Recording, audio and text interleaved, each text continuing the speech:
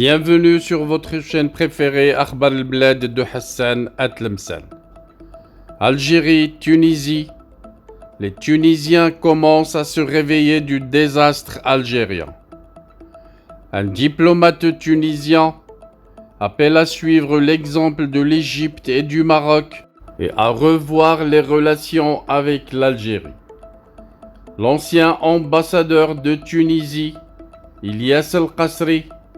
a appelé à imiter l'expérience de développement de l'Égypte et du Maroc, critiquant certains pays voisins qui sont naturellement riches et pauvres en termes de diversification économique, de création de richesses et de répartition équitable des richesses, faisant référence à l'Algérie. El-Qasri a fait l'objet il y a quelques jours d'une campagne massive de militants algériens après avoir appelé à une révision des relations inégales avec leur pays. Il a commencé cette campagne en disant « Certains non-tunisiens ont exprimé leur désapprobation face à l'appel lancé à la République tunisienne de rétablir l'équilibre dans ses relations avec les pays voisins et de veiller à ne pas impliquer la Tunisie dans des conflits entre frères, tout en veillant à se concentrer sur les dénominateurs communs, dont le premier est la stabilité et le développement durable, loin des conflits idéologiques, ce qui sème la haine et la rancœur entre frères et gaspille leurs efforts et leur modeste capacité dans les conflits que l'histoire a suscités. Il a estimé que le plus grand ennemi de la Tunisie à l'heure actuelle est l'arrêt du train du développement, la détérioration du pouvoir d'achat et la perturbation de l'ascenseur social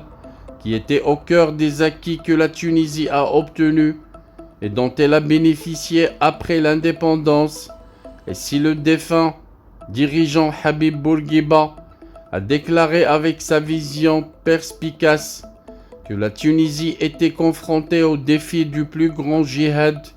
contre le retard et l'ignorance et ses fondements matériels, moraux et culturels, alors ce défi est devenu pour lui plus dangereux qu'avant et menace l'entité et l'évolution de l'État tunisien. Il a ajouté, face à la gravité de la crise profonde que traverse la Tunisie,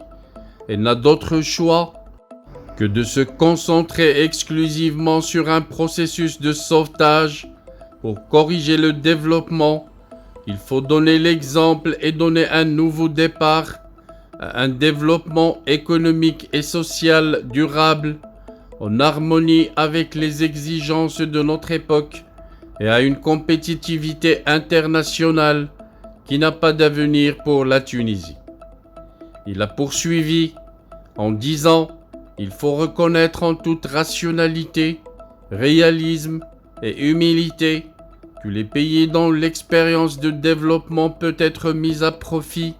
et le partenariat économique renforcé avec eux dans notre voisinage,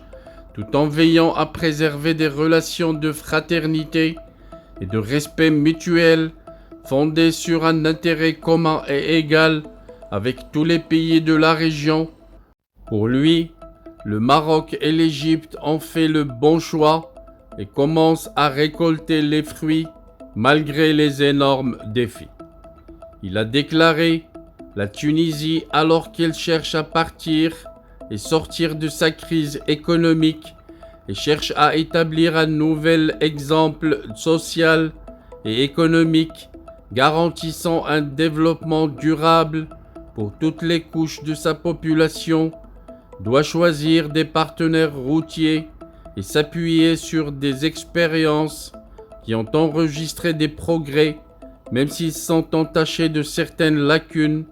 comparés à ce que certains pays voisins n'ont pas réussi à offrir à leur population. Naturellement, ces pays riches et pauvres en matière de diversification économique,